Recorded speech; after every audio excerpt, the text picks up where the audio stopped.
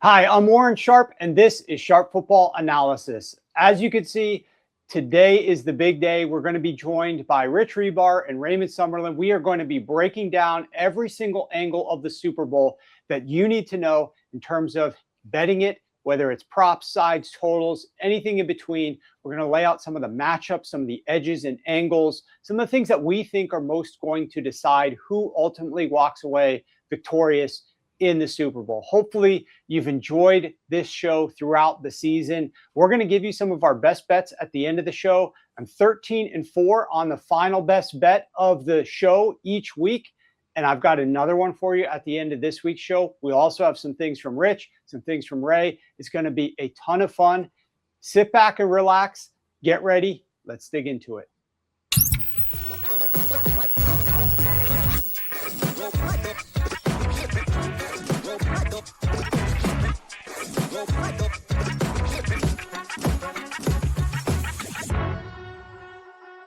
All right, before we dive into the details of the show, a couple things to announce beforehand. As we've done every single one of these shows, we are awarding $100 into your Novig account if you correctly guess who is going to score the first touchdown in the big game. Now, last week it was the conference championships, and Omni H was our $100 winner, picking Kenneth Walker to score first in the Rams Seahawks game.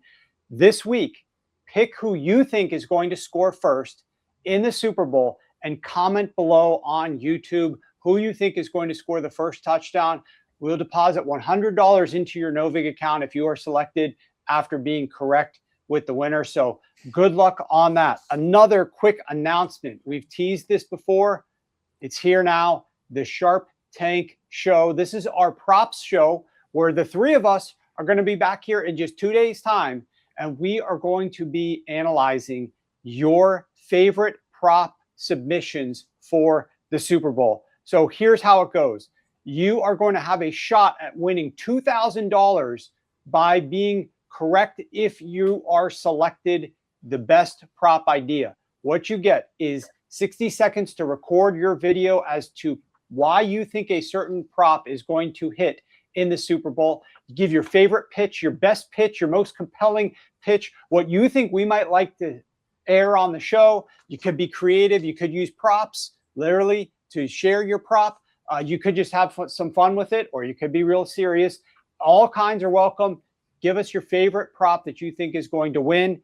All you need to do to enter is go to support@Sharp Football Analysis. That's where you're going to send your video to. Support@Sharp Football Analysis. Your video has to be 60 seconds or less. You need to include the current line and the sports book that you are using.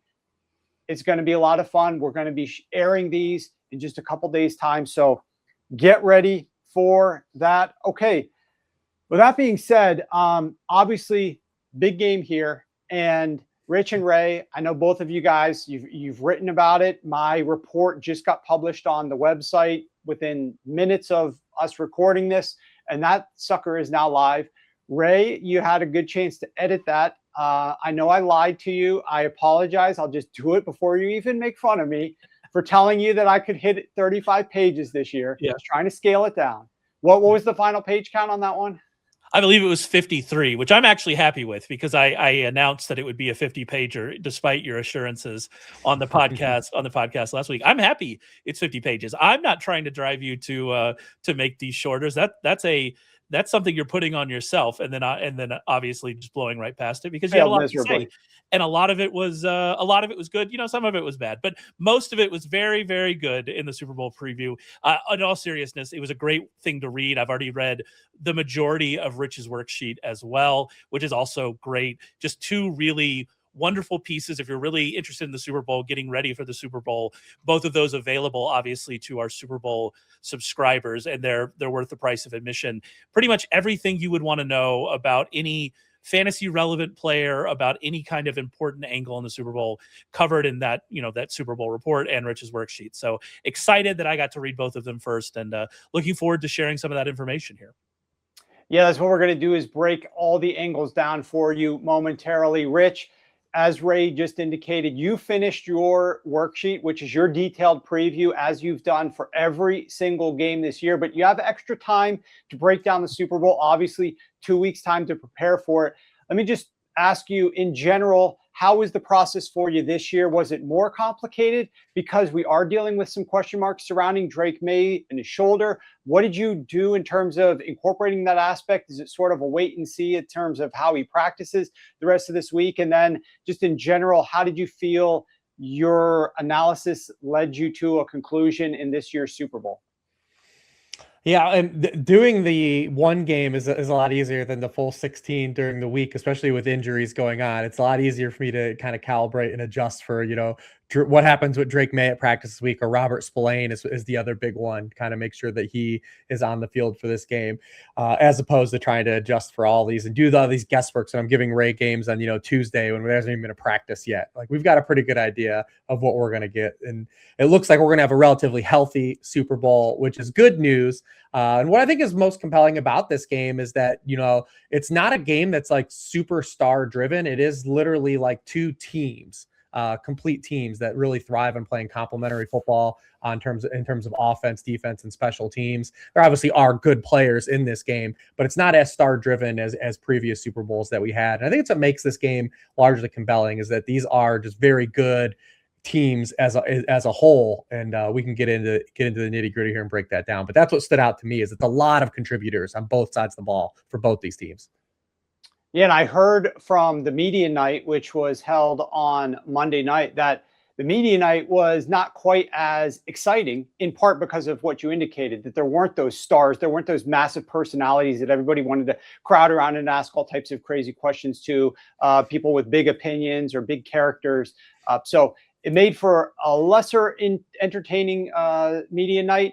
Some reporters having to ask Mike Vrabel if this is a must-win game or not, which was really bizarre. But yeah, I think you guys are going to enjoy this show. Before we get into it, I just want to remind you that after 9 days of research for myself and obviously for Rich, we have our Super Bowl access for you guys as subs. My report, 52 pages long, looked into every key matchup you're going to find to give you an edge betting sides, totals, and props. And you could take 50% off the Super Bowl package, which includes my analysis, Rich's analysis, and all of the props that we're going to give you by going over to the website and checking that out. We've been great in the playoffs, going undefeated on our strongest prop bets through the first 3 rounds, 3-0 on our best bets of the week this postseason, 5-0 on elevated props. The best bets of the week for subscribers, slightly different than for the podcast, but for subscribers, it's been 16-3. And I already released one. We might release a second one for the Super Bowl. Rich and I and Ray are going to discuss that a little bit more later this week. We might come with a second one. The first best bet that we've got out there is actually a 1.25 unit play, which are a perfect 10-0 on the season. So you don't want to miss out. Go to sharp.football or click the link in the description below to get on board for 50% discount. And you can use that ASAP to get the props that we've released, the reports, the write-ups. All of this is now live for you guys to digest. Rich's research, my research, as well as a lot of prop bets. And then we're going to have a lot more to come in the coming days leading into the Super Bowl. Okay. The way that we want to structure this show is obviously the way that we think about the game of football, which is this offense going up against that defense. What is the offense going to do? How is that defense going to perform in response? And then, the other side of the football. And we're going to go through team by team. We're first going to start with when the Seattle Seahawks have the football and what their goal is in terms of trying to win the game by executing their offense efficiently against this New England Patriots defense. And I want to start, fellas, by just describing one of the things that stood out to me the most. And when I was writing my report and doing my research, I was trying to identify the key things that I thought could be pivot points in the game, things that could swing the game in terms of the result. And one to me was, how much are the Seattle Seahawks going to try to run the football against this New England Patriots defense? Because I believe, and I'm definitely curious to hear if Richard agrees, that the New England Patriots run defense is going to really stymie and cause some problems for the Seattle Seahawks run offense. If you look at the overall course of the season, the Patriots have the number 10 ranked run defense. But as we've discussed on the show, and Rich and Ray have discussed on their podcast as well, Milton Williams makes a world of difference, literally. He reduces the yards per carry down to 3.1 for opposing running backs when he's on the field. This is the number 1 run defense in the NFL when he's been on the field. 22% stuff rate, number 1 in the NFL. 2% explosive run rate allowed, number 1 in the NFL. He is just elite defending the run, and he helps improve the ceiling of this entire Patriots run defense. Not one running back run to go up against the Patriots in games that Milton Williams has played has averaged even over 3.8 yards per carry. I looked at the top 15 rushing attacks that have gone up against the New England Patriots when Milton Williams was healthy, and not one running back one even hit 50 yards against them, against those top run offenses against Milton Williams defense. So that's what the Seahawks are up against. Other teams, interestingly though, still are running the ball at a very high rate against them. I was surprised to see that opposing rushing attacks have the 3rd highest run rate against the New England Patriots. And it was a little bit surprising, like, why would you run the ball against the best run defense in the NFL? Well, in large part, it's because those quarterbacks aren't very good on a lot of these other teams. And so their staffs are like, we need to be balanced. Still, we need to run the football here to try to just not make our quarterback drop back to pass the ball very much. And they didn't have success running it, but at least they weren't taking sacks or throwing interceptions or that sort of thing on those run plays. Now, the interesting perspective here to me is going to be whether or not Seattle does decide to run the ball, because they have the number 1 highest run rate overall, the number 3 or 4 highest run rate on early downs in the first half of games. By design, this team wants to feed off of the run. They want to pass off of the run, and they run the ball at a very high rate. And we know that some of these running backs have not had a lot of success against good run defenses that they've played. So I don't know if they will have success running the football, and I'm kind of curious to see how quickly they pivot into the pass, or will they just, run the ball on first down and end up punting the ball on their first series of the game. So I'll toss it over to you, Rich. From that perspective, when the Seattle Seahawks are trying to run the football with Kenneth Walker, losing Zach Charbonnet, obviously, and having to rely a lot on K9, what are your expectations for how this rushing attack will perform against the New England Patriots? Shed some light there for us.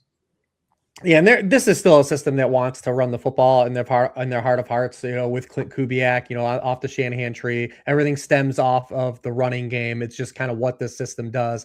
And you saw even when Shanahan faced this Seattle team, they still wanted to try to run the football when we knew that they had no shot, running the ball. So it's when you look at this offense, this is where the game it kind of breaks down in a nutshell is can Seattle play with offensive leverage? Can they stay into the ahead of the sticks?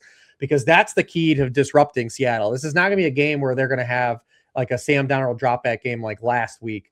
Since their week 8 bye, they've only faced 3 top 10, not even top 10 defenses, teams in the top half of the league in defensive success rate. 2 of those were the Rams, who fell off the map at the end of the year anyways. And we were kind of talking about that leading into that game, but they've only faced 3 top 10 pass defenses all season, and they're going to be facing one here. So asking Sam Darnold to play like he did in the NFC Championship game, I don't believe is also going to be a structure. So I think it's be still a balanced type of approach with Clint Kubiak and the Seattle offense.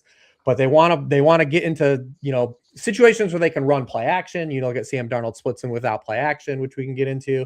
But really it's about just avoiding, those 3rd and longs, right? This is one of the worst offenses when teams know that they have to throw.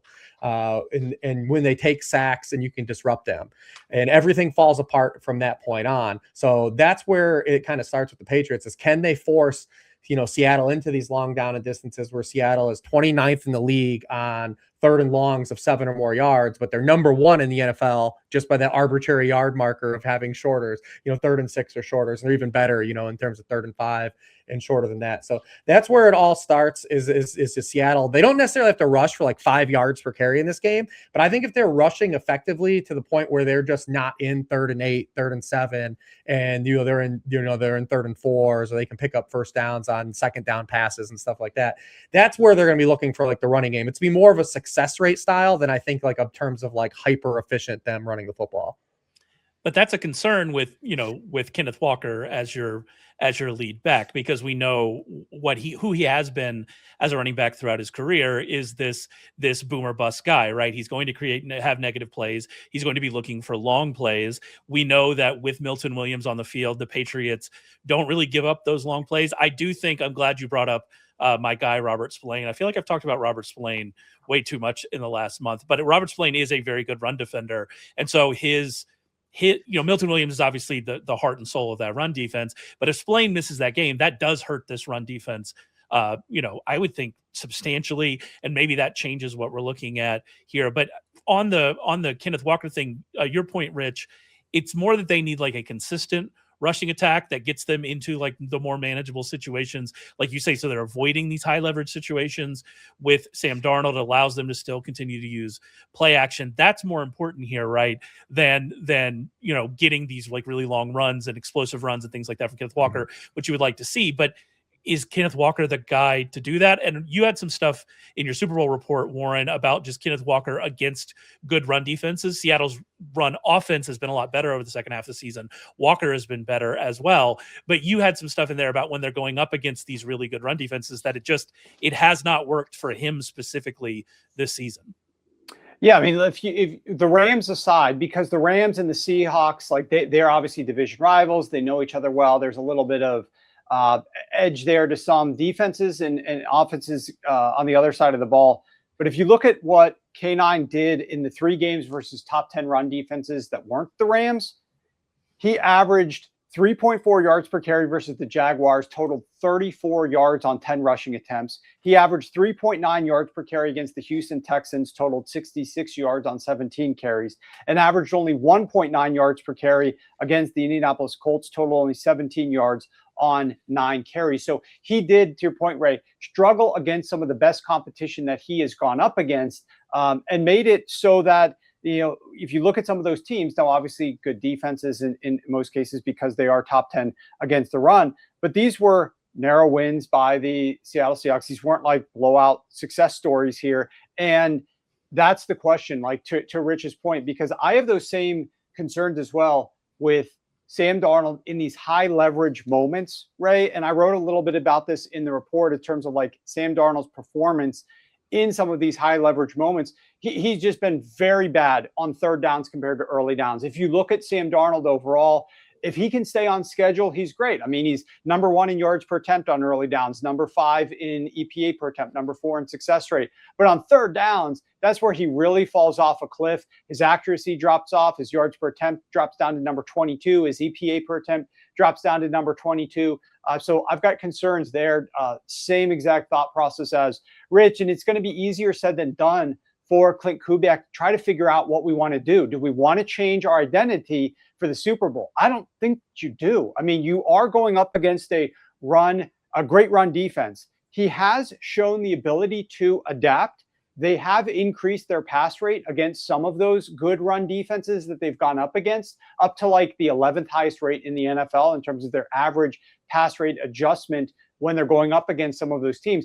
But there's no chance in this world, if the game is like level, neither team is up high, that they're going to really lean heavily into the pass here just to do it, to avoid the Patriots run defense. This is their identity, and you have a defensive-minded head coach in Mike Macdonald.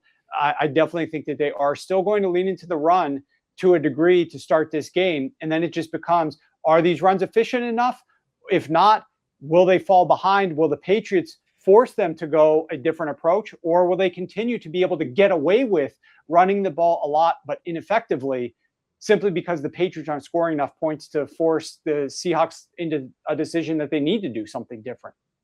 And to that point, I know we're talking about the running game here, but I do think if you're trying to figure out, okay, what are we going to do on first down? How are we going to utilize Kenneth Walker? Because Kenneth Walker is a big play threat.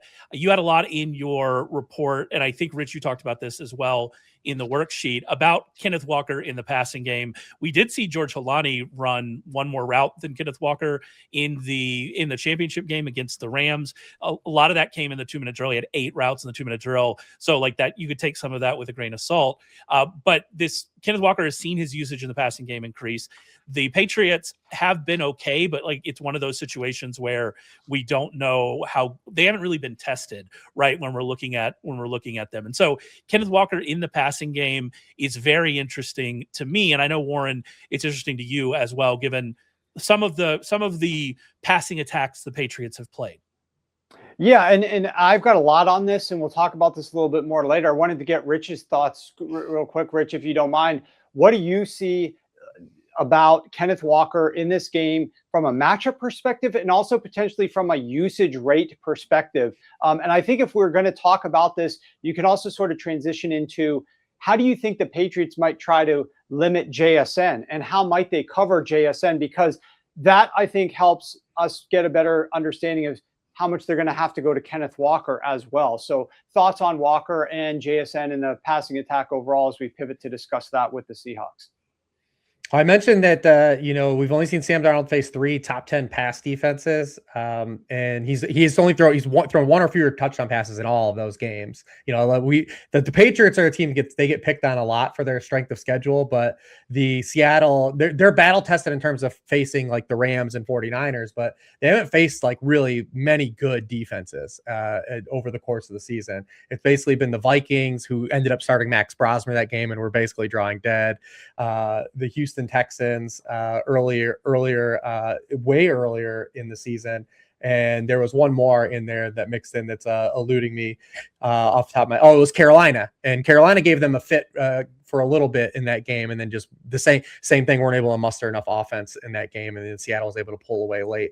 But those teams have all given them a little bit of trouble in terms of the passing game. So I do think New England, the most underrated aspect of this team that doesn't get talked about enough, is actually the strength of their defense. Me and Ray have spent a lot on our show talking about this, just because, if you look at just the investment they put in terms of draft capital and then free agent money poured into this defense, they've sunk a lot into making this a really good defense. And while they don't have a lot of stars, they have a lot of really good players and a lot of really good investments. And when you look at when Christian Gonzalez has played at all this season, like they've been outright dominant on defense. And even when you factor in the strength of schedule and adjust for strength of schedule, they've nuked those teams, which is what you look for in terms of a good defense. They haven't let those teams get off the mat. And that's why I think stands out in terms of New England has probably more of a puncher's chance in terms of limiting the Seattle offense than probably I think the public gives them credit for, especially because one talks about the Seattle side of like, hey, they haven't really faced a lot of really good defenses that can, one, get pressure without rushing the passer and can play coverage behind a good pass rush. When you look at in terms of what Seattle has played right now in terms of good pass rushes, they haven't faced a lot of good teams with a good pass rush behind them. Only Minnesota and Houston in terms of those teams, because Carolina doesn't have a good pass rush. They're just like, they've been an efficient defense, especially against the meta offenses, especially this year. But the Patriots can play coverage behind a good pass rush as well, which makes this kind of so compelling in terms of a matchup. As far as Walker goes, like we know they want to get him in space. He can break tackles against anyone, right? Like it's the same thing when we probably get to Travion Henderson too, like where it's not appealing, but like in a 1-game sample, like he's a guy that can create a big play. And, Kenneth Walker is going to touch the football probably 18 plus times. So he's going to have more opportunities to turn in a really big explosive play. The Patriots are good against receiving backs in terms of efficiency, but they do give up more catches. Both these games are kind of a mirror match because the middle of the field is where they give up some of the production, but it's not necessarily that they are getting smoked by tight ends and running backs. It's just because they're so good against wide receivers that it pushes some kind of opportunities to the running backs and the tight ends. And both these teams are in the bottom 5 in receptions allowed to running backs of the season, but they're really good in an efficiency span. But when you look at some of the better backs that have faced New England, like Devon Achane, Bijan Robinson, and Alvin Kamara, those guys have had some success. Yeah, remember Alvin Kamara did play football this year.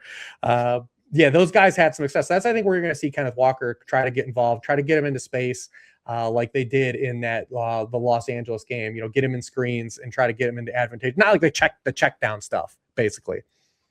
And I think I think there's a couple interesting things that come out of that, Rich, that I want to talk about. One of them is you mentioned the Patriots can get pressure without blitzing, but that is not what they've done in the playoffs. And I think thinking about, well, what's their plan here is really interesting. But the other part of that, if we're kind of in that same vein, is we know the Patriots have been a higher than average man coverage team this year, but we know that what the Seahawks have seen, and part of the change we've seen in the Seahawks offense and fewer downfield threats and throwing it closer to line of scrimmage, because teams have played more zone against them. And I know, Warren, you think that could be something we see here with the Patriots as well, which is obviously going to affect what we see from Walker, from AJ Barner, and then also from JSN.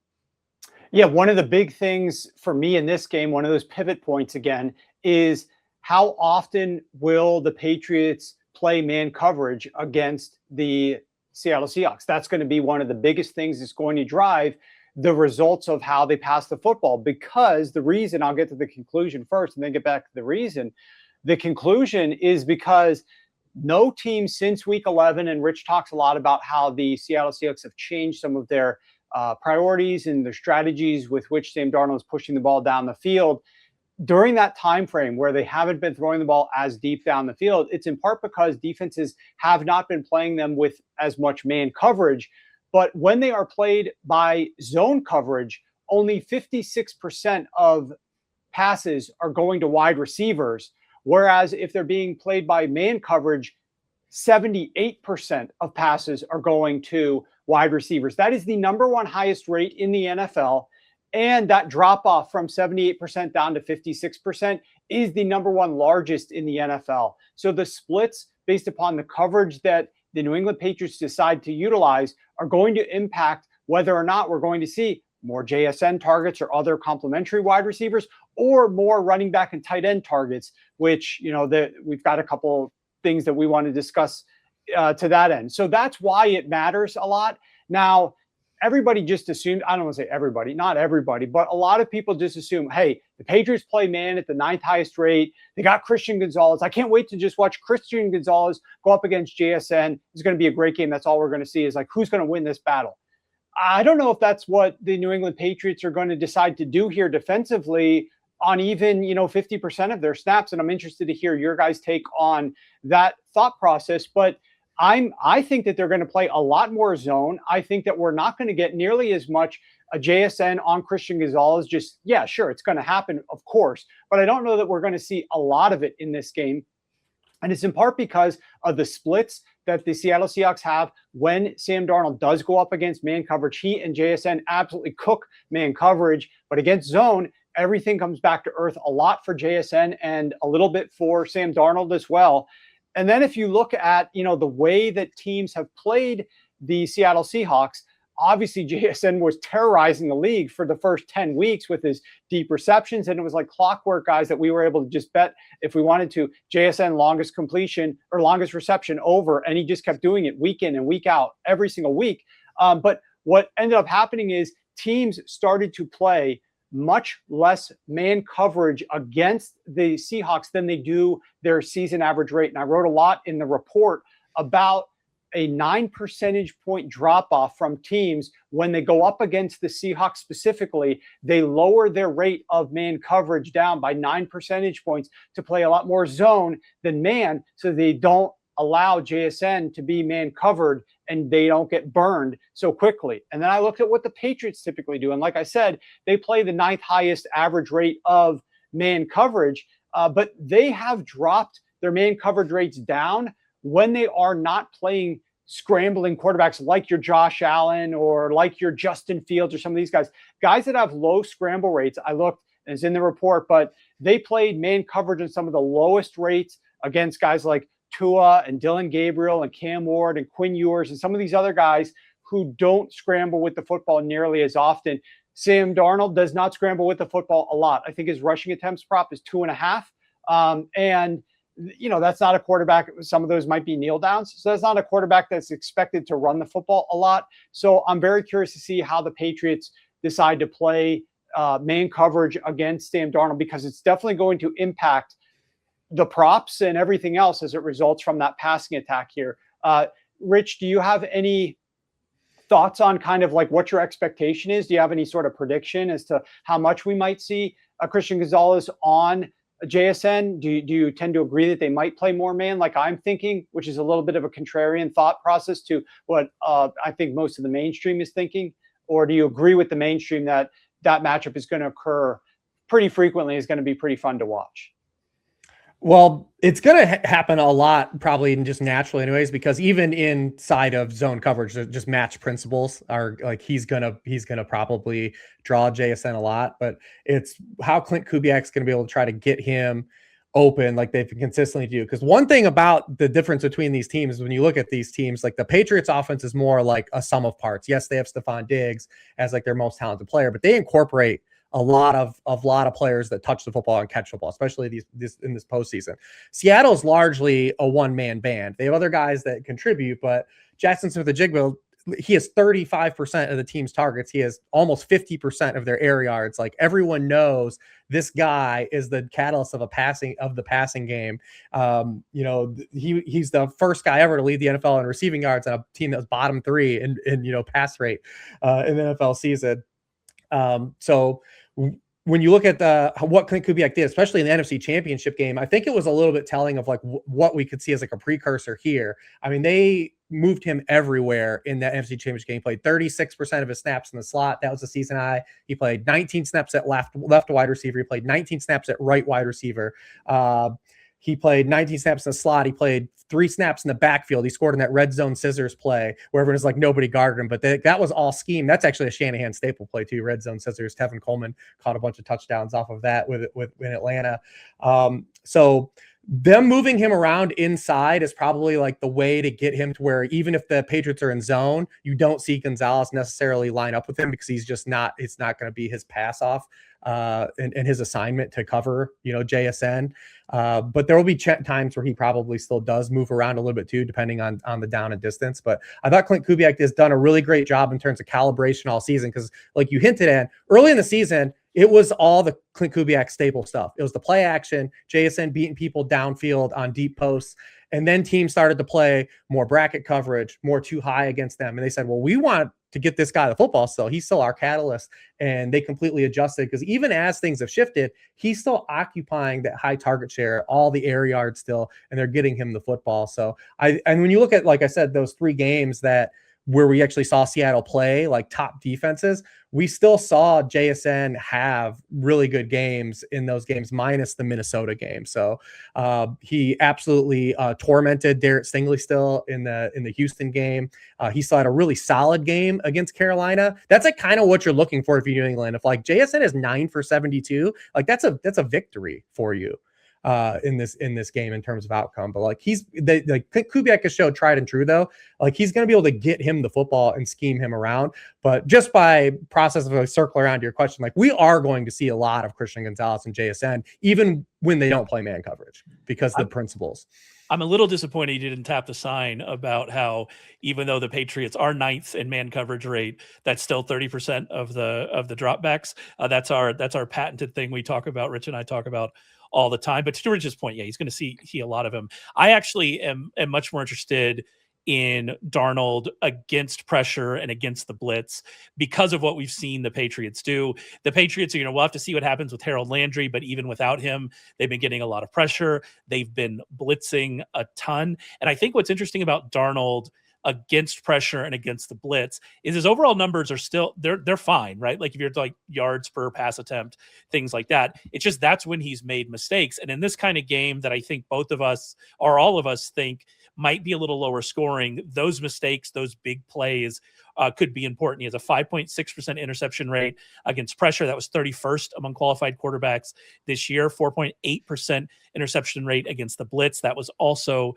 31st. And then you had some stats in the worksheet, Rich, that I thought were interesting about how if he does take a sack, what happens to the Seahawks offense? And every offense, if they take a sack on a drive, they get worse. But there is an even larger split for the Seahawks than there are for most offensive, if I'm remembering correctly from the worksheet. Yeah, the Seahawks are 6th in points per drive when they don't take a sack. They drop the 19th when they do, and it just ties back to like them being 29th in the 3rd and long stuff. Patriots also are the #1 defense in 3rd and long situations, and it's the type of pressure that the Patriots can get if they can get home without blitzing, it's the interior pressures. That's been Seattle's bugaboo. Their tackles are pretty solid. Obviously, Grable's been a really good pickup, but the interior pressures have been a problem for Seattle. 55% of Darnold's pressures this season have been guard to guard. That's a top 5 rate. And when you look at especially this postseason, I mean, the New England Patriots have been getting a ton of havoc plays in the interior. Christian Barmore, Corey Durden has been an underrated player since the middle half of the year. He's been absolutely awesome. He's been a terror this entire postseason. He was the guy that blew up that 4th down play in the Denver game that kind of was a big tilting play and kind of swung momentum back to the Patriots' favor. But he's 3rd in pass rush win weight this postseason. Obviously, Milton Williams leads the NFL this postseason in terms of interior pressures, and then Barmore's been a havoc player too. So like that, those 3 guys, I think in unison in that rotation are going to be absolutely pivotal. It's just tried and true. Like this is a football. You go back all the way to the 1900s. Like if you can get pressure without blitzing and it's interior pressure, you're probably going to be an effective defense. And that's obviously a key point of this game and this particular matchup. Yeah, when I was looking at the Patriots, it's just amazing how they've increased their blitz rate over the course of the season. I mean, if you look at the first 9 weeks, this was the 10th lowest blitz rate team in the NFL. They moved up to the 6th highest from the second half of the season to the end of the year. And then in the postseason, they're blitzing at a 41% rate. That's highest in the NFL, generating pressure at the number 1 highest rate in the NFL. 50% of dropbacks have pressure generated. They're hitting the quarterbacks at the number 1 highest rate as well, 22% of dropbacks. And I look back at what Sam Darnold does against teams that blitz a lot, because now it looks like the Patriots, that's what they want to do in this game. Sam Darnold played against 5 teams in his 19 games where their opponents have an above average blitz rate. And in those 5 games, if those teams decided not to blitz, Sam Darnold was okay. He was fine. But when those teams did decide to blitz, to Ray's point, the biggest difference here was 5 touchdowns to 4 interceptions. That touchdown to interception rate, those mistakes that he made, his completion rate plummeted from 71% all the way down to 60% when those teams were blitzing him. And so the Patriots do have a great scheme. They've got great players. And if they're going to blitz at a high rate, that is going to cause problems for Sam Darnold. Now, as we all know, the bigger thing to just blitzing is getting pressure. And so if those blitzes can result in pressure, all the better. You don't want to be blitzing if you're not generating pressure. But if you can't get pressure on Sam Darnold without blitzing, then I absolutely believe that the Patriots are going to pivot strongly into that blitz. And, to Ray's point earlier, that 5.6% interception rate when Sam Darnold is being pressured, not only is it 30th in the NFL, it's 3 times worse than his interception rate when he is not being pressured, when he's kept clean. So those mistakes can swing Super Bowls. Throwing a pick can just be all the difference that is required in a close game. So that is going to be fascinating as well, figuring out how often the Patriots are going to blitz, how effective those blitzes are. And to Rich's point, can you avoid taking those sacks, which are going to kill drives for the Seattle Seahawks, make it very difficult for them to get back on track. Anything further, Ray, to add to this side of the football before we pivot to when Drake Maye has the ball in his hands? Yeah, and I think there's a lot in both the report and the worksheet about on Sam Darnold and about Darnold versus pressure and about Darnold versus the blitz and in high leverage 3rd downs, 3rd and longs. In the red zone, there's a lot of good stuff about red zone in there as well. I'd encourage everybody to go read all of that stuff because it's all very interesting for Darnold. But I think, Rich, you probably had the correct quote about at least the Seahawks offense and likely this Super Bowl early on when we were discussing the Super Bowl, which I believe the quote was, if the Darnold we saw against the Rams shows up in this game against the Patriots, then that's probably it, right? The Seahawks are going to be there. And so if we're talking about the Darnold, we're talking about Darnold a lot here, both because the Patriots run defense is very strong, but also if we get a mistake-free Darnold that looked the way he did against the Rams, then that's it, right? Like if we knew that was it, we would take the Seahawks minus 4.5, 5.5, wherever they end up. We'd take that every day of the week. And I think that his play and the mistakes that he makes or doesn't make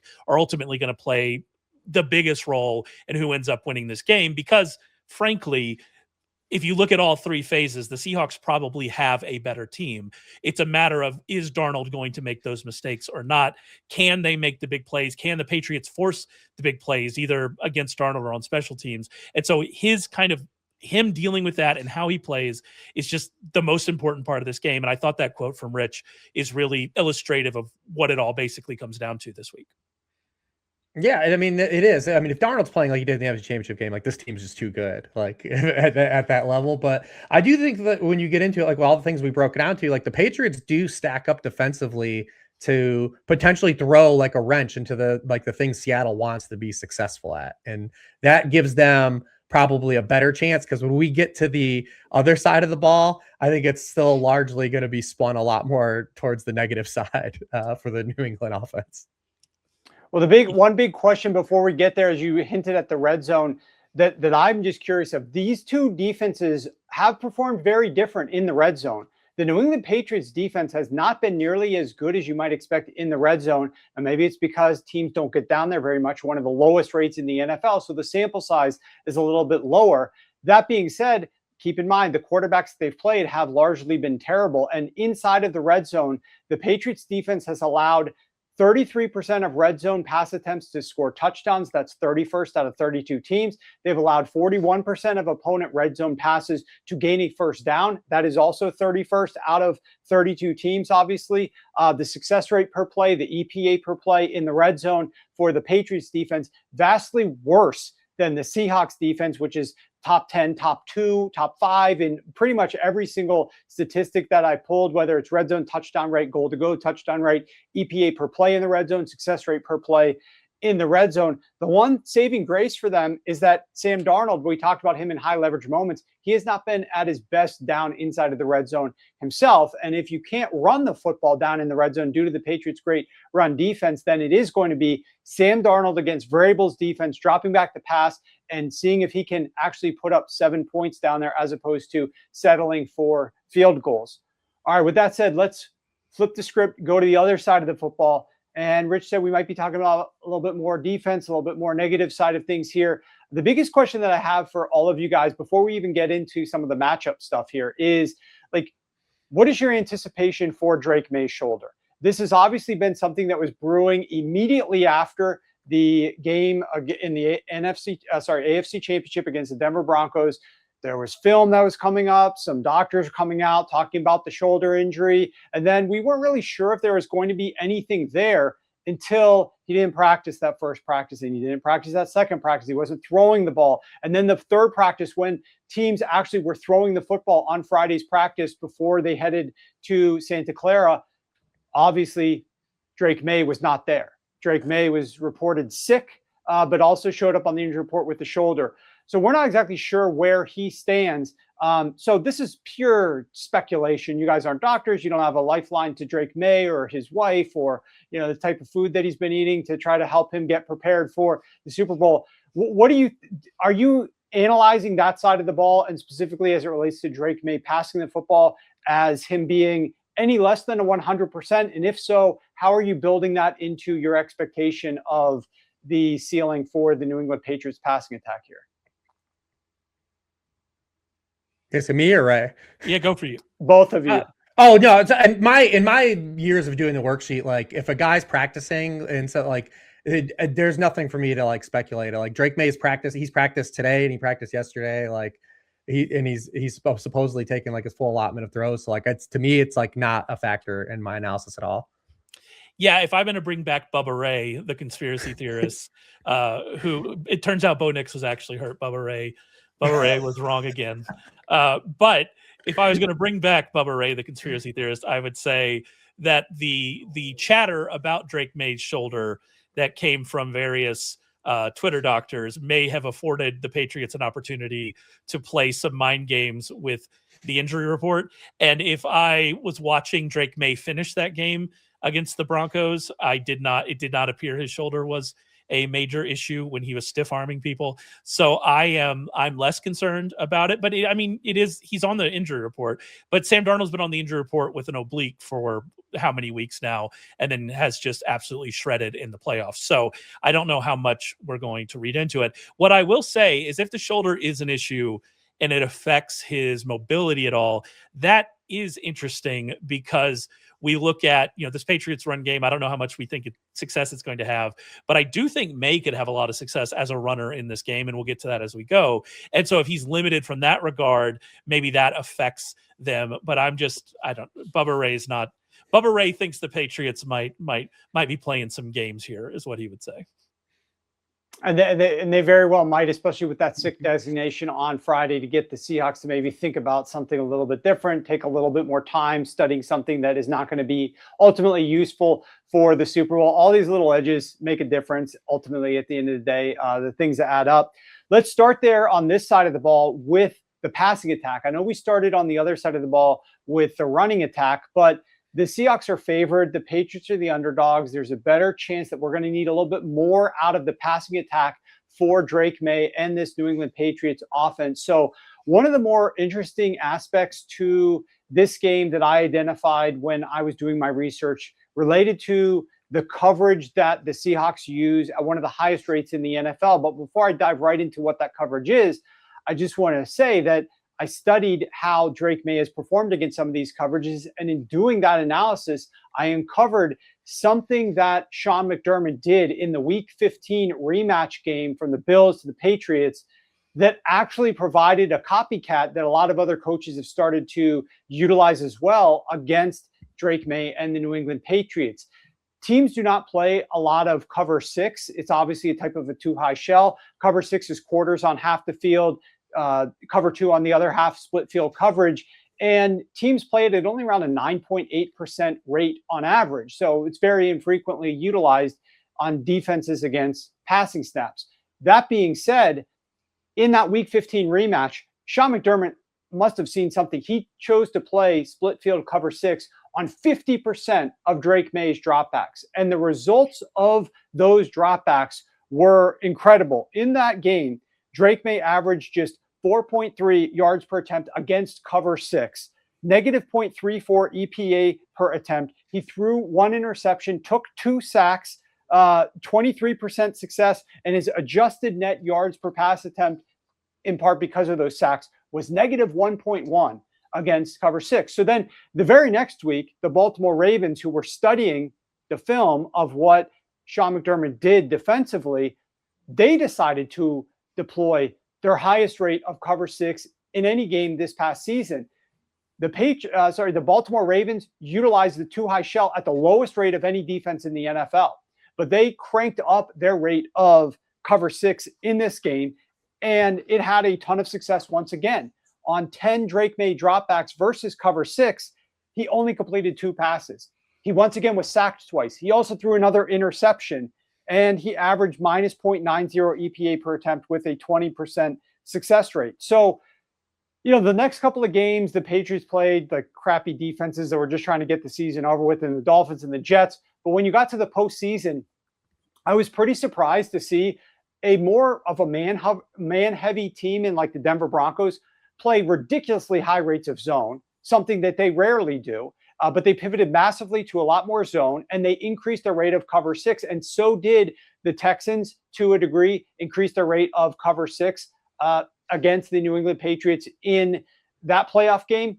So we have seen multiple teams try to copycat what Sean McDermott was doing. But here's the thing. This is where it gets a little bit more interesting to me, because you always have this assumption of rational coaching. If you see something that worked and other teams have started copycatting a little bit more, you hope that maybe the team that's about to play is going to do the same. Well, for Seattle, they don't even have to do that much different because they already played the third highest rate of that split field cover six.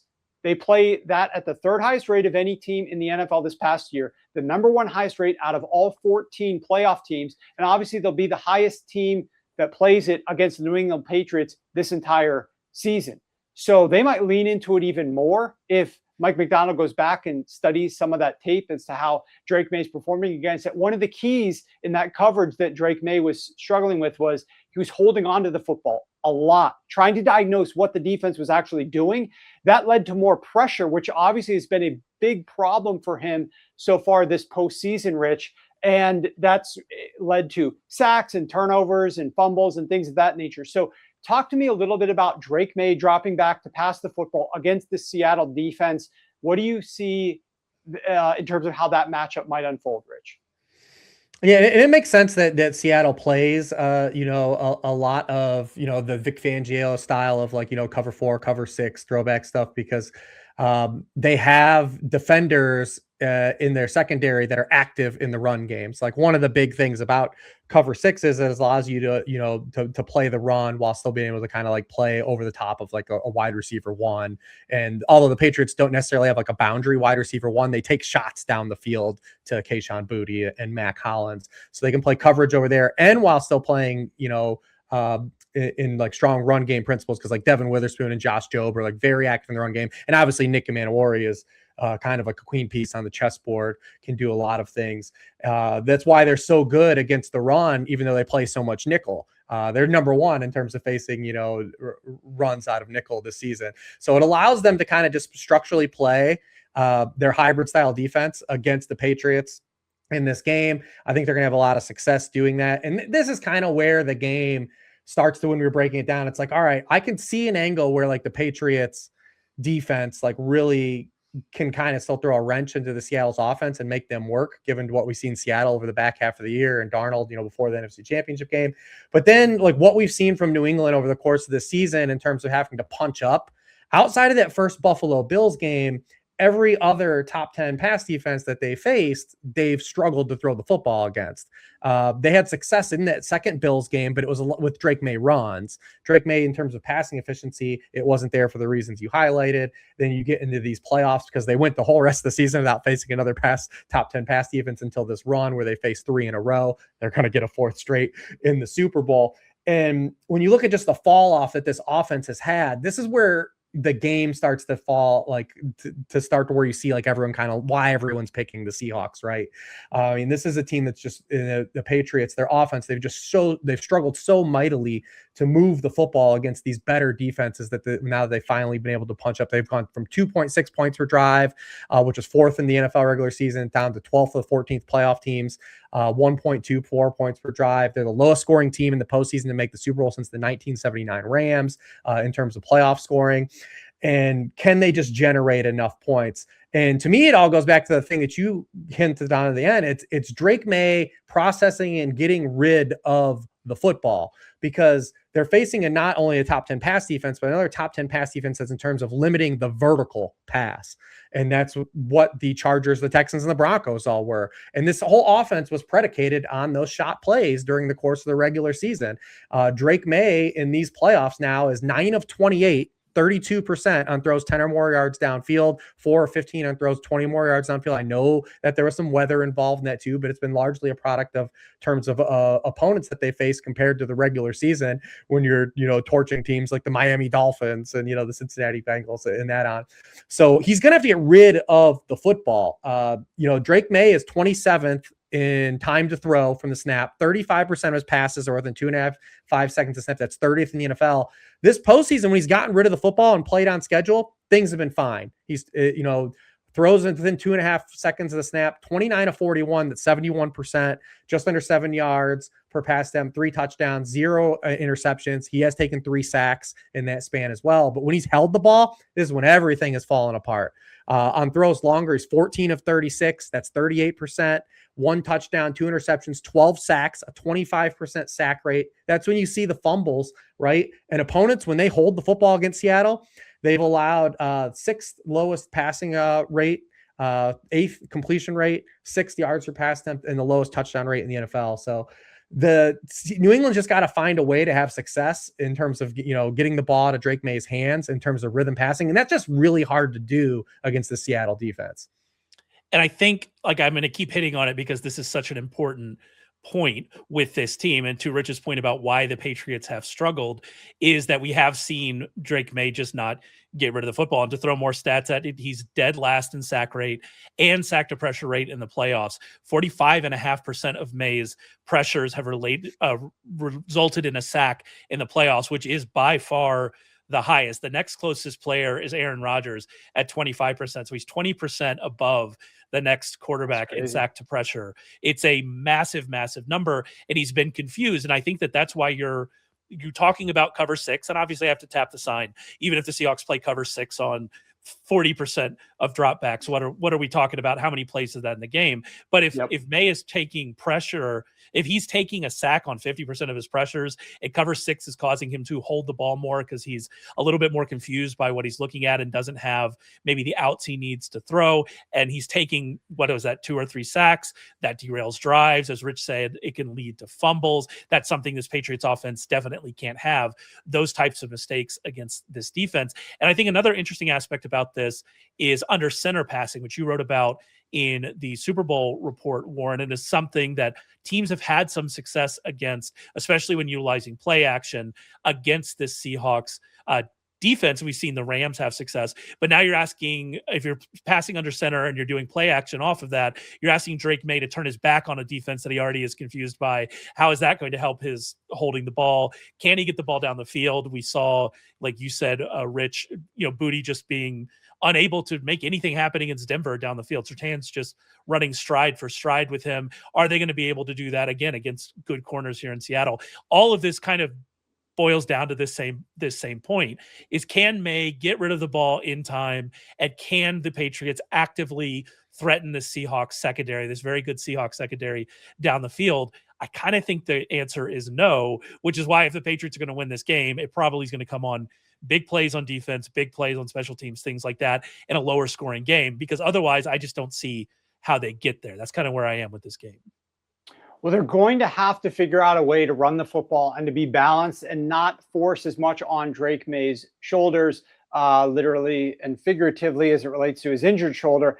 So the question becomes, how successfully will they be able to run the football? And one of the things that, I obviously read Rich's outstanding work. Hopefully, if you guys didn't know about Rich before this season because you tuned into this show that I started doing where Rich was a weekly guest this year, you got to get on board next year for his worksheets. The analysis that he pours into those each and every week are top notch. And one of the interesting things that I picked up from reading that worksheet several weeks back was the rate at which opposing teams stack the box against the New England Patriots, making it more difficult for the Patriots run game to have success. It's entirely because of the way that the New England Patriots invite it upon themselves by not running with 3 wide receiver sets. They run with 3 wide receiver sets at one of the lowest rates in the NFL. They utilize instead multiple tight end sets and multiple running back sets at one of the highest rates in the NFL. And they've pivoted more and more into that, as I'll discuss in a second. But they are inviting heavy boxes on runs at the highest rate. 55% of their running back runs are versus loaded 8+ man boxes. 90% of their runs overall are against standard 7+ man boxes. Both of those are the number 1 highest rates in the NFL. Now, this is where it gets interesting from a contrast in styles. The Patriots love to run out of 2 running back sets and typically face a lot of heavy boxes.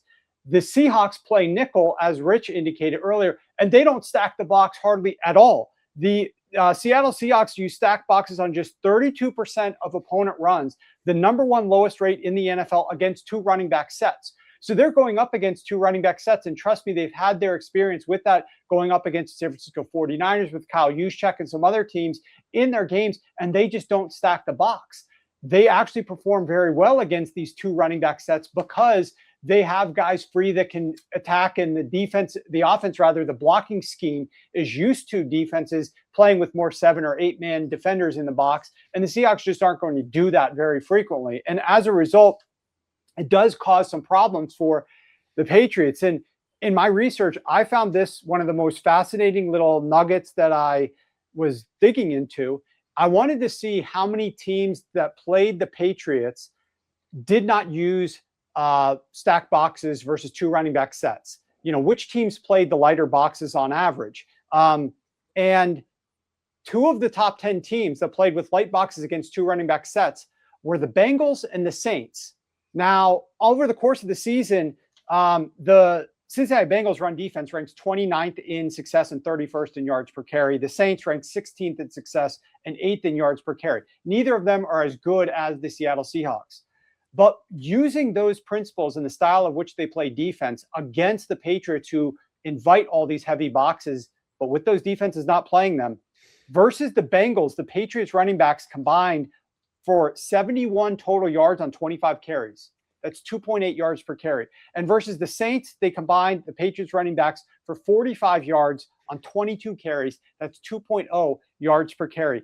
Two of these run defenses that shouldn't be able to hold a team like the Patriots to less than 3 yards per carry were doing just that. And now the Seahawks come into play, who have a better overall defense with better personnel, who play the same type of style with lighter boxes. I think that's going to be fascinating. Rich, as it relates to the run game of the New England Patriots, and you can dig into a little bit of Travion Henderson as well if you want to here. What do you see as the upside outcome or the most likely outcome in your perspective, let's say, for the Patriots rushing attack against the Seahawks run defense? And this is where we're a little bit of a mirror match. Obviously, we've got two really just dominant run defenses. Like New England lost some season-long stuff when Milton Williams and like Spillane and Kyrus Tonga missed time at the end of the season. But like when healthy, they were just a dominant unit that we hit upon earlier. And like Seattle has just been that bar none, since the middle of last season. I mean, they haven't allowed a 100-yard rusher since week 8 of last year. This is the number one run defense in the NFL. They've allowed the fewest yards per carry to running backs, the lowest rate of explosive runs. New England did get better as the season went on. Actually, both these teams got better running the football the back half year than they were the front half. But both these defenses are just so dominant against the run, and that's why I actually do believe that this game has a good shot to be lower scoring, is because I think both these defenses can force the opposing offenses into long down and distances, which isn't good for football anyways. If you're good at football, it's like that's what I think this game kind of comes down to. Is I have a hard time finding avenues where either team really runs the football effectively outside of Drake Maye runs, which we kind of really didn't talk to you about the Drake Maye stuff. So maybe we'll circle back to there, but. You saw it last week, or 2 weeks ago in the AFC Championship game when New England had to run against Denver. Like it was a struggle for them. Jarrett Stidham obviously kept them in a script where they could run the football, but they only ran for 2.8 yards per carry in that game. Ramondre did, and this is just a way better Seattle defense in terms of on field. And like I said, they don't have to stack the box because they have hybrid players in Witherspoon and Amanawari, and then Josh Jobe was really good in the run game for a cornerback. So like they just don't have, and New England doesn't either. New England never stacks the box either because they actually have interior pieces that just soak up. They have those big hogs in the middle that just soak up bodies and allow guys like Spillane to clean up. So I look at both these run games and I struggle to find an avenue where either of these teams have success in terms of, efficiency. Now, Walker could break a big run. Henderson or Stevenson could break a big run, but I think the down-to-down success for both these run games is going to be very elusive. And I brought that up when we were talking about Maye's shoulder, about his rushing, because that is the avenue for them to have success, I think, as a rusher. Drake Maye is third in scramble rate in the playoffs among all quarterbacks. He was first among qualified quarterbacks in scramble rate during the season. During the season, he was fourth in scramble rate against pressure. The Seahawks have faced the second most scrambles in the regular season. We expect the Seahawks to get pressure in this situation, especially with how the Patriots offensive line has been playing recently. Will Campbell coming back from injury just hasn't been the same player. So we expect them to face pressure. So we could see Maye make those plays. We saw it happen. The touchdown they scored to win that game, right, against the Broncos comes from Drake Maye. So I do think that's a possibility. The Henderson part of it is interesting because he's just completely disappeared out of the offense. Unfortunately, in their game against, I believe it was the Texans, right, game, we had Travion Henderson under, I believe it was like 6.5 rushes or something like that. And then Stevenson got poked in the eye. He missed some time and Henderson ended up going over. But the overarching kind of trend of this offense is that Henderson is just not involved. Over the last 6 quarters, Ramondre Stevenson has played 76 snaps. Travion Henderson has played just 8. Over the last 6 quarters, Ramondre Stevenson has 38 carries. Travion Henderson has just 7. Now you could say, well, he has 7 carries on 8 snaps. They're running the ball when he's in there. We could see some of that. And maybe they get Henderson more work here. But I mean, they clearly don't trust him in pass protection. They are going to be worried about protecting Drake Maye in this situation, given what we have already talked about with Maye from a pressure to sack rate and all of that kind of stuff. I just don't think we see a lot of Travion Henderson here. And you had in the report, Warren, a lot of stats about the difference between how successful this offense has been with Henderson on the field versus off the field. And if you're looking at that and you're the Patriots, and obviously Henderson is explosive, he can make big plays. We know all of that. But if you're looking at those stats internally and seeing what we've seen from this offense and what they've decided to do in this backfield, like it's hard to imagine Henderson getting a lot of run in this game. Yeah, and I am curious what Rich's perspective is going to be from like fantasy and props, trying to shake out what to expect out of this running back room of the New England Patriots. But I know a lot of people are probably wondering, like, what has happened to Henderson? Why did he only get 4 snaps in last week's game? What exactly is going on there? So just in some of my research, digging up a few things here, before the bye week, the Patriots had pretty similar run-pass splits with both Ramondre Stevenson and TreVeyon Henderson on the field. But what they found was that TreVeyon Henderson just was not reliable or trustworthy in pass protection. So to your point, Ray, when he is on the field, they've been running the football a lot more. And that's what defenses, I think, have uncovered as well. It's pretty easy to look at the splits when he's on the field, and it's a tell. It's a tell that, hey, they might be running the football here. Whereas when he leaves the field, it's far more likely of a pass situation. And as a result, anytime he's on the field, this offense has struggled massively. And I've got some numbers to support kind of the spectrum that we're talking about here.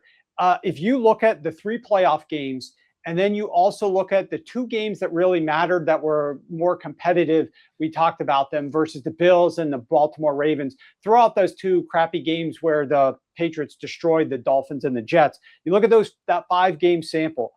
EPA per play with Henderson off the field, the Patriots were number 8. Yards per play with Henderson off the field, the Patriots were number 7. But with Henderson on the field, 29th in EPA per play and 32nd in yards per play for an average offense over the course of the entire season. We're talking about literally dropping, and you're talking about 3 elite defenses in the playoffs, right? We're talking about the Chargers, we're talking about the Texans, we're talking about the Broncos. This offense was performing at top 10 levels against those good defenses when Henderson has been on the sideline. But when Henderson has been in the game, they have been significantly worse. And I did, in the report, split it up, run versus pass. I looked, they're terrible in both situations. Like if he's on the field in pass pro, they're bad. If he's on the field to run the football, they're bad. But when he's off the field, they improve in both of those situations. So the question becomes, like, in this 2-week span, do they regain any confidence? Do they work on any things that give them a better degree of confidence that he'll do what they want him to do in some of the pass protection, so it's not an obvious run situation when he's on the field? I'm very curious to watch the first play of the game that he is on the field. Will they try to go opposite and use a pass, like a play action pass? Get Henderson on the field, boom, play action pass off of that, try to fool some people. I'm definitely going to be keyed in to watching that. The other, there's another theory or school of thought out there, Rich, that they weren't playing him because they didn't have as much confidence in some of the weather games, which obviously multiple of these games were weather games. And Ramondre Stevenson, being the veteran guy, has more experience running and playing with his footing and everything else, whether it's pass blocking or carrying the football even in bad weather. So how are you sort of approaching this? Because it is a very unique situation, as TreVeyon Henderson really has gotten phased out of this game. How much he plays in the Super Bowl massively affects all the prop betting for both of these players. So what are you envisioning there? Yeah, I think it's all encompassing. Just TreVeyon Henderson, we know he can create the big plays, but it's still all the other stuff, the aspects of his game that isn't caught up. I mean, he even came in the Denver game, he missed a hole, lost 3 yards, and that was in the second quarter. I think it was the second quarter. He had a run, ended up turning a game that could have put them into a position where, like, at least you're in like a 2nd and 7, and instead of oh no, it was in the second half. It was that drive they just kept running the ball, and it was a 2nd and long run is exactly what it was. I think it was they had run the ball like 9 straight plays at that point. Ramondre got spelled out, and it was like a 2nd and 8, and he lost like 4 yards, and it put him into like a 3rd and long. And it was a play where there was yards on the field, and I think that we didn't see him for the rest of the game. And this just goes back to, like, over the course of the season, like, this is a guy who leaves yards on the field even though he can create explosive plays. And then we talk about the pass protection stuff, which has just been a problem the entire season, and then it's just been highlighted in the playoffs when you've going up into these caliber of defenses that the Patriots have had. Ramondre Stevenson, and you can apply a grain of salt at Pro Football Focus grades if you want, but the fact is the playing time for the New England Patriots and how they're doling out these running backs reinforces the thoughts here, is that Ramondre Stevenson is fourth in terms of pass blocking grade amongst all running backs, and Traven Henderson's 56th, right? And like the playing time kind of doles that out too. You might say like, hey, I don't agree with the grade, but the Patriots clearly agree with it as well in terms of their self-scouting. So, and when you have two rookie linemen on the left side, because that's the other aspect of this game, is like the Patriots start two rookies on the offensive line next to each other. And like, you have to have another running back. Ramondre had a play that was where he bought Drake Maye time on a pickup last week that led to a Drake Maye scramble. Like, is Travion doing that? One of the best questions I saw asked on media night was actually to Travion Henderson about his pass blocking, because he was a really decorated pass protector in college, like a willing pass protector. It was one of the aspects that got him drafted highly. And he talked about just how different it has been, blocking in the NFL compared to college, and the issues he's had this year. So I thought that was a really good line of questioning, and his answer. And just at the stakes of this game, the defense, the caliber of defense for Seattle, it's hard to see him just playing a lot of significant snaps. I believe he'll play more than 4 snaps, but based on everything they've indicated to us this entire postseason run, he's a guy that's going to basically be in the game to have stuff called for him and probably not else. Maybe like you said, Warren, there's a couple plays where they're able to put him on the field and use him as like kind of a decoy of like, hey, the defense is going to hone in on him. Maybe we can play action pass or dial something up away from him. But this guy's just not going to play a significant amount of snaps in this game. One more thing I wanted to hit on, and Rich, I think we've talked around this. I don't know if we've explicitly said it, but you mentioned in the worksheet, both of these teams play slowly.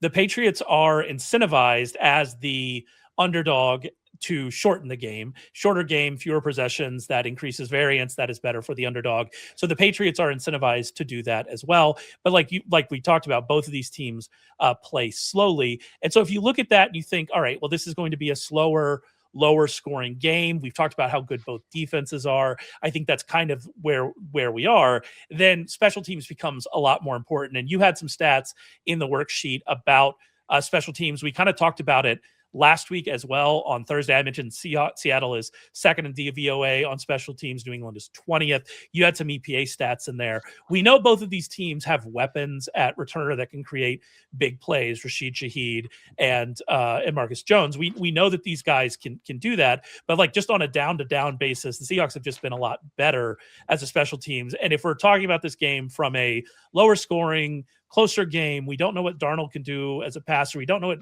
they can do as a runner with Kenneth Walker, and obviously all the issues we talked about with New England offense as well. That becomes like much more important in this situation. And I think, like you pointed out in the worksheet, a lot of the just down special team consistencies point to the Seahawks having a relatively big advantage in that situation. They're second in, special teams EPA, and it's all encompassing. I mean, they have scored a league high 5 touchdowns on special teams this year. They are second in kickoff return yardage, second punt return yardage. Also, Michael Dixon, their punter, is top 10 in terms of, average length of punt and then pinning opponents inside the 20. So like, field position is going to be probably pretty big, especially early in this game if it starts out slow, like typical Super Bowls do. And then the other rookie that the Patriots have is they have a rookie kicker. On field goals 40+ yards, Andre Borregales is only made 64% of his kicks. Obviously, the Seattle has Jason Myers, has been there forever. He's made 86% of his longer field goals. So it's just another, objectively, when you just cross off the boxes of like where the advantages are for Seattle, top down at offense, defense, special teams, all check boxes. Maybe when we get to like quarterback talent, but maybe at this stage of the career, and Drake Maye's progression is not where Darnold's is, and maybe some head coaching stuff just because Vrabel's a little more experienced than Mike McDonald. But objectively, the Seattle just has been a better football team than New England in all aspects. Yeah, I'm just very curious. We've all talked about, you mentioned pace of play, Ray, and how the Patriots might try to slow things down a little bit. Both of these teams have defensive-minded head coaches. I'm wondering how close to the vest this Super Bowl starts. I'm wondering if the Seahawks don't want to throw the ball unless they need to, so they try to run, and it's inefficient against the Patriots' great defensive line to start the game. I wonder how quickly the New England Patriots try to push the ball down the field with Drake Maye and his shoulder? Is that 100%? Will they play things a little bit closer? Are they going to try to avoid the pass rush? Does that cover 6 come out to start the game and confuse him a little bit? How does this game start out? Will these coaches take chances? But then I definitely think that once we get to the second half, where the loser gets no hardware, the winner gets the Lombardi trophy, these teams, whoever is trailing, is going to have to start taking massive chances and higher risks and bigger swings here, whether it's pushing the ball down the field, even though they might not want to, massively increasing their pass rate, going for it on 4th downs. And it could create a little bit more of an open game in the second half. Rich, I know that you believe that this game overall is tight to the vest, lower scoring game, and pretty just a compact game. Do you feel like there's any point in time where we might get the game to open up a little bit more, or just start to finish? How do you kind of see this game playing out if you're trying to bet any sort of totals or angles here on quarter bets or things of that nature? I mean, Mike Vrabel's a head coach that largely understands, game theory too. So like, I do have some faith in that he's going to, make some optimal choices throughout this game, especially being the underdog. Obviously he has the benefit too of Josh McDaniels, who's, obviously taking a punching bag for his head coach tenure, but there's a reason he keeps getting a chance to fail as a head coach. Cause this will be his 10th Super Bowl, I believe. So he does have that kind of, in his back pocket too, having a veteran coach, calling the offense as well, that's been here before. So I do think that there is some angles here where the New England coaching staff will try to maximize some of their opportunities. Both quarterbacks are willing to kind of push the ball too and put it in danger. So we have that element as well too. And you can get some defensive scores. Maybe that throws the game into a hectic game skate. But I do believe that by and large, though, this game will be kind of a rock fight in the sense that I believe that both run defenses are just going to force these offenses into kind of long down and distances. And then that's where both these pass defenses are just going to have success. So maybe through Vrabel and McDaniels, we can see some fun. One thing is that you look at Josh McDaniels' career in the Super Bowls, like he usually has someone throw a pass that's not the quarterback. So maybe we can do something fun there. Over 2.5 passer of the game. Ray, do you tend to agree with Rich? Do you have any other thoughts to add to that in terms of how you see the overall game playing out? And then we'll dive into some of our favorite props here. Well, I mean, it's just that idea that big plays change games. If we can have all of the analysis that we want heading into the game about what we think is going to happen, but that all assumes a normal game state and a normal game flow. So if we come out and the first kickoff is returned for a touchdown, which we may have seen already from the Seahawks, right? Or if we come out and Sam Darnold throws a pick 6 on his first drive, or any of these types of things that can happen, then that completely changes the game. If we come out with the Patriots, they almost had a similar situation against the Broncos in that game, in which we get that long pass to Marvin Mims, and suddenly the Broncos are up 7-0 on them in a game which the Broncos were heavily underdogs, right? And so we could have a similar situation happen if Drake Maye hits a long pass, one of those long passes to Kayshon Boutte. So there's lots of those types of opportunities. So while we're looking at this game and thinking we think it's going to be slower paced, we probably would like the underside a little bit more if forced to pick. Big plays change games, and we have lots of big play opportunities in this game with Darnold to JSN, with May, who is just, even though it hasn't been there in the playoffs, had been one of the best downfield passers, with the returners on each team, with the opportunity for mistakes from each team and how good the defenses are. There's lots of opportunity here for big plays that change things and really change the trajectory. And so ultimately that's what I'm looking for. If we're going to get a really higher scoring game, we're going to, I assume, see some special teams touchdowns, see some defensive touchdowns, and really start to get weird as we go through it.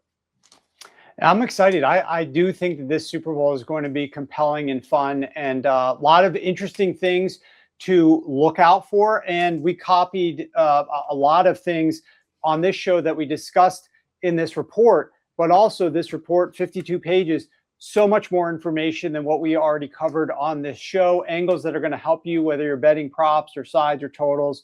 Highly encourage you, check this out and check Rich's worksheet out. You can get both of them for 50% off over at sharp.football today, as well as all of our best bets of the week. We might have 2 of those this week. I've got my 10-0 1.25 unit prop on the line. We've got plenty more from a props perspective that's I don't even know yet, because I am now going to be, now that I've got this report done, which I finished late last night, early this morning, I'm now going to dig back into the prop streets. And some of these props with some of the unique markets, guys, I'm spending hours just digging up the data to analyze specific aspects of the game for things that aren't normally lined by the books. And we as bettors have the edge here because we bet whatever we want. We don't have to bet everything. We can pick and choose. They have to line every market. And we have seen with some of the releases that we've had the subs where I'm messaging you guys like, does this line make any sense? Am I thinking of this correctly at all here? And then you guys look at it and you're like, no, I think you're right. I don't know what's wrong with this line. And then we'll come in and bet it and send it. And the market completely flips the other direction massively. So that I'm sure is going to continue to happen the rest of the Super Bowl. And we're going to take those swings when we get them. With that being said, let's dive into some of the props that we're looking at here. Some of the things that we want to share with the viewers right now. And we'll start with you, Rich. Any sort of angle or prop that strikes your fancy at this point in time, knowing obviously that we've got plenty more days to continue to dig into these and bet them from now until the Super Bowl. I mean, the things that we talked about that I have confidence in this game is, like I said, both these run defenses and at least throwing a wrench here. So some of these like Kenneth Walker, rushing yardage, longest rush, like George Holani, longest rush, probably Ramondre Stevenson. His yards are a little bit lower, so maybe like his longest rush shoots. We have teams that just don't give up explosive runs, and like, yeah, it's a one-off game. Like Ray said, like anything can happen, right? Like it's funny because like if this game was in week 8 and like something weird happened, like we would just be like, oh yeah, that's whatever, we'll keep moving on. But Super Bowl stuff happens, like Chris Matthews game or like Corey Clement or Timmy Smith. It could be one of these guys. Maybe it's Matt Collins' time, right? Like to have like a Super Bowl moment. But when I keep looking at what stands out in this game, like that's where I have the confidence is both these run defenses. So we could theoretically there's an outcome where like George Holani could not even have a rushing attempt in this game. Like, I mean, he only had 3 in the NFC Championship game. Like there's an opportunity here, I think, even while he has lower totals, to bet his unders in terms of longest rush as well. So those are kind of ones I'm looking at in terms of a confidence level, is just like understanding that I think that both of these run defenses are just so bona fide that they're going to just throw a wrench into both of these offenses running the ball. I wonder if Maye to lead the game in rushing is a fun thing to look at. I did look at it, and it wasn't like as juiced as where it was like super fun, like where we could. That's unfortunate. We can get generational. The only concern that I have, Rich, about the Holani is the tendency that the Seahawks sometimes have on those like 3rd and 16s to hand the ball off to the third down back. And it helped us at one point this season because we won a best bet on Kenneth Walker's longest run over, I want to say 11.5 or 12.5 at that point, because we split in carries with Zach Charbonnet against the Carolina Panthers. And he hit it on the first or second drive of the game. And then he just punted the ball right immediately after that. So that's the only thing that could be something that clogs that one up. But otherwise, I definitely agree. Playing some of the variance type things here and not expecting role players to, or guys that are supposed to fill in, to have as large of a role in this particular game when every single play matters. Possessions are so valuable. Could be an interesting way to look. Ray, how about you? Do you have any thing that stood out to you as you were researching the game on your own, and then obviously editing both of our manuals that you had to edit here over the last couple of days? Yeah, I mean, I think in that same vein, Travion Henderson under, both from just yardage and usage. I'm more interested in usage because he is a big play threat, but I believe you can get him under 5.5 carries. I think that's interesting. On Holani, I wonder if, because he did run one more route than Kenneth Walker, he was used on the 2-minute drill. And obviously in this big of a game, they're not just going to kneel it out. They're going to push for it in the 2-minute drill at the end of the first half if the Seahawks have the ball. Could we see Holani hit his overs in receiving? I think that's more where I'm interested there. But if I was going to pick one prop, my favorite prop that I've come across so far, it's Stephon Diggs, longest reception, under 17.5 yards. I absolutely love this prop. We talked about the Patriots needing to get the ball out more quickly, which should obviously limit some of the downfield stuff. As we've talked about, they struggle with that in the playoffs anyway. And those targets aren't even going to Stephon Diggs. Those are targets going to Kayshon Boutte and to Mac Hollins, who, do we see him play a little more? That'll be interesting. To Mario Douglas when he's on the field. He's he's used. So Diggs is not getting those targets. Diggs is averaging just 6 air yards per target in the playoffs. He's yet to gain more than 14 yards on a reception in the postseason. The Seahawks are first in yards per target allowed to wide receivers, have been all season. That has been a constant all year long. They're first in the rate of explosives allowed to receivers. I think the Patriots will take shots because they're going to need to, but nothing in the usage pattern suggests that that shot will be to Diggs. And even if they try to take a shot to Diggs, nothing that we've seen from him recently suggests that those will be successful. So I think getting him at 17.5, under 17.5 longest, based on everything we have seen from Diggs, especially in the playoffs, I just think that's a great number for him. Rich, any opinion on that one specifically with Diggs? You agree with Ray's directional there? Yeah, I mean, I like it for those reasons. I think if Diggs is getting the ball, it's probably going to be, coming out fast and more like slot targets, especially with Mac Hollins back as well to kind of rotate outside. So yeah, I do like that one as well. All right, excellent. So there's a couple looks from Rich and one from Ray. As I've mentioned many times on this show this season, we've partnered with Novig, America's #1 sports prediction market, to give you an exclusive opportunity to try out their platform. They are offered in many states that sportsbooks are not allowed, including Texas, Florida, Georgia, and more. And right now you can get a $100 purchase match with code Warren. Just click the Novig link in the description of the show below to get your $100 match when you open a new account. And don't forget, comment below who you think will score the first touchdown in the Super Bowl for a chance to win an extra $100. We've heard from Rich. We've heard from Ray. We've gotten some great analysis on some of their favorite matchups of this game, some of their favorite prop looks. But now it's my turn to give you my Novig value of the week. And for that, I am turning back to Kenneth Walker. I am putting my 13-4 record on the line here. We haven't had an official recommendation. I've shared some things. They haven't been graded because they haven't been my best bets. This one is going to be graded. I'm 13-4 this season on our podcast Best Bets, 35-13 lifetime. And we are going with Kenneth Walker receiving yards over 20.5, which I'm still surprised that that's the number. That's why you guys are going to get it here on the show. You can get it right now at FanDuel. There are a couple other books that are also, Novig is also 20.5 as we speak. So I highly encourage you go check out Novig. Click the link in the description below. Look, the New England Patriots defense gives up running back targets, and they encourage running back targets. Offenses utilize the running backs through the passing game against the Patriots because teams cannot have success running the football against the Patriots. So they opt to throw the football to the running backs. Seattle has been pivoting more into running back targets down the stretch of the season. The first 10 or so weeks of the season, they were literally the worst team at throwing the ball to the running backs from a target rate perspective. Only 7.8% of targets went to running backs. And those targets were easy completions. They were successful completions, but they just didn't throw the ball much to running backs.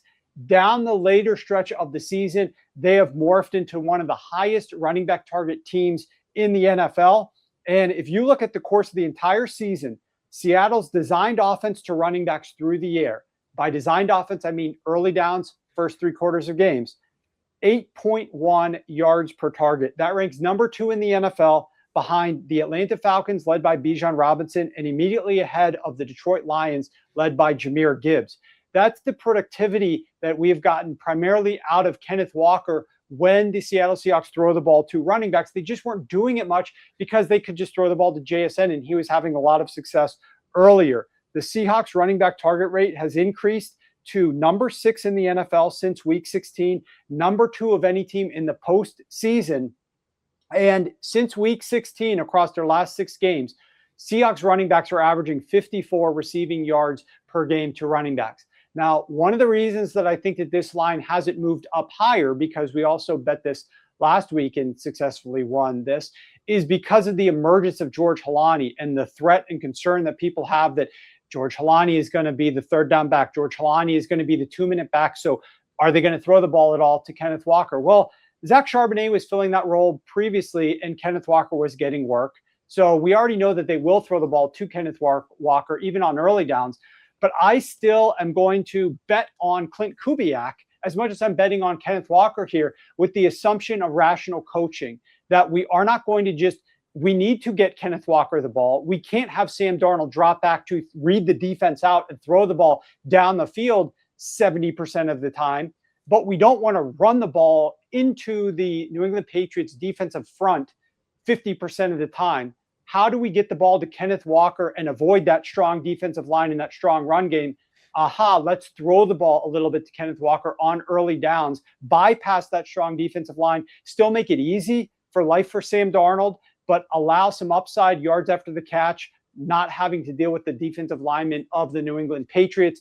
So I'm betting on Clint Kubiak as much as I am Kenneth Walker. We are going over total receiving yards for Kenneth Walker at 20.5. Again, you can grab that over at Novig and FanDuel at this very moment. Fellas, with that being said, this is kind of our adieu for the time being, but we will be back, just so everybody knows from a scheduling perspective, in 2 days' time. Overnight Thursday, we are dropping our Sharp Tank podcast, which is our review and analysis of your prop bets, your favorite bets. We've been sharing ours. I've been asking Rich, what do you got? What do you got, Rich? Come on, Rich. I know you've been researching this game. What do you got? Rich is like, Warren, calm down. Like, I'll give you a couple, but we got to keep working on them. We're going to keep them in the incubator. We're cooking some things up over here. Ray's got something. He's ready to fire. We've already shared that with you. Now it's your turn. Give us your favorite prop bet. As we've discussed, go to support at, the email address is support@Sharp Football Analysis. That is where you will email your favorite 60-second prop video. Record yourself doing whatever you want to do. Give us 60, make it something that we would want to play on our podcast, obviously, please. Yes, whatever you want to do. That's maybe we're gonna. I immediately regretted those words coming out of my mouth. We don't want to see that. And fortunately, I'm not the one reviewing it. Ray is going to review it. Some of the other guys on our staff are going to review it, so I don't have to worry about things that I don't want to see. They won't show them to me. But please submit those. You got a shot at winning up to $2,000 if you're correct. We're going to play a lot of the submissions on the show. Rich, Ray, and myself, we're going to talk about them. It is a ton of fun. We did this last year, a couple days before the Super Bowl, and everybody loved it because it's more lighthearted. It's a comedy type thing. There's some people that are funny and interesting and characters out there with some great props, and then you get to hear us and analyze them and evaluate them. So I think you're going to have fun. Go ahead, give a swing, try to compete. Remember, support@Sharp Football Analysis. Make your video 60 seconds or less. Include a current line and a sports book. That's all you have to do. Send them on in, and we will evaluate it. Fellas, any parting words that you have as it relates to Super Bowl 60? I'm excited. I think it's going to be a better game than maybe the public thinks. I think that this game could be, even if it's lower scoring, I still think it could be a good competitive football game. Doesn't mean it's a bad football game because it's lower scoring and it's not 32-31. So I'm looking forward to it. I think these teams match up pretty well. And one thing that I just want to hit on real fast too is on the way out. It's like, we were kind of negative with Drake Maye, but like, what if this is the beginning of the Drake Maye story, right? Like being the, year 2, second year's quarterback. Hopefully it's not the Dan Marino route, right? Like when he just never gets back. So why would you put that evil on him? Like, I don't even understand why you would throw that out. Yeah, no, I'm excited for the game. And even if the game's not good, I'll be wine drunk. And so I'll be excited for that as well. Let me ask you about that real quick. First of all, what's on the menu? Have you guys figured that out yet? What do you normally do? Rich, we'll start with you. Actually, Ray, since you were talking about wine, what are you planning on doing during the game? How do you enjoy watching the Super Bowl? Well, I enjoy drinking alcohol and ingesting foods that are bad for me. I actually believe that, Rich, we've stolen your thunder. This was not my idea, but my friend, one of my good friends, Mario, I'm going over to his house for it. He said, why don't we do pulled pork?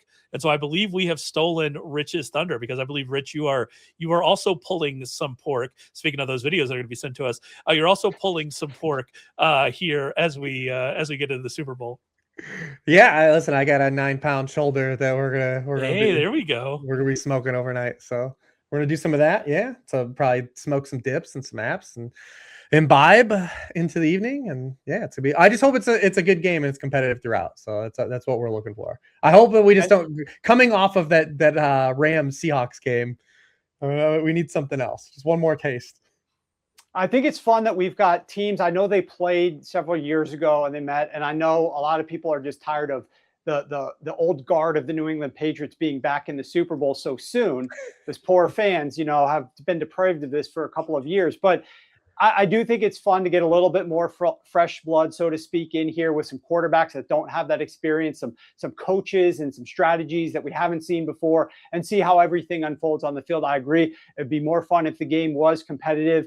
I will enjoy a low-scoring game or a blowout game as long as the bets are cashing. That's all I really care about first and foremost. So that is my main focus. I truly don't know yet what we are doing from a food perspective here. I know that we are having a lot of people converge on the house, and there's a lot of questions as to what we're actually going to do from a food perspective. I know I'm not cooking for all of these people, so we're going to be figuring out where we're going to bring in food. The hard part is, and maybe I should have asked even Ray this, I did talk to my old friend Joe House, who is a legendary food connoisseur of the DC area, for some suggestions, and I invited him here. We'll see if he comes, but he is working on researching, what do they serve in San Francisco? Last year was so much easier, Ray, to do a New Orleans style buffet, and we got catering from a New Orleans themed restaurant, and all the food was delicious, and a lot of the local delicacies from down there by this specialty restaurant that prepares them does a great job with it. But for the San Francisco, it's a little bit more eclectic. It's diverse. You've got the mission style burritos. You've got some seafood. You've got a lot of different things in between. And so I don't know if we're going to go that route at the end of the day. We're still trying to figure out if we're just going to maybe just have some food that we think everybody will like from one place and get some really good food, as opposed to trying to make it themed this year. Next year's Super Bowl is going to be back in LA. The year after that, the Super Bowl is going to be in Atlanta. So that's what if you're trying to plan it around food, it was a lot easier to do New Orleans style last year than it is for these next spots. But any quick advice for me on that one, Ray? Have you considered making several vats of different flavors of rice-a-roni? It is, as I've come to understand, the San Francisco treat. As I understand it, if you're old enough, it's a San Francisco treat. Yes. So I've not contemplated that, but that's 6 different vats of rice-a-roni, and serve that to your guests. And the good news is they'll leave early, and so you could just enjoy the game. So it's a win-win for everybody. More alcohol for me at the end of the day. Yeah, and absolutely. A ton of rice-a-roni. Yeah. Well, hopefully they'll eat it and then leave. But yeah, maybe I'll be left with it. That's why they're leaving. Got it. Okay. Well, we'll try to avoid that then. But for all of you guys out there, we've enjoyed doing the show. This is not goodbye. Like I said, we're going to be back on Thursday, so we're not going to do a big to-do about the season being over. But this was our Super Bowl preview. We'll be back with some more props in a couple of days' time. Good luck with all the bets that you make until then. Thanks for tuning in. Make sure that you smash that subscribe button over on YouTube. For Rich and Ray and myself, good luck. We'll see you soon.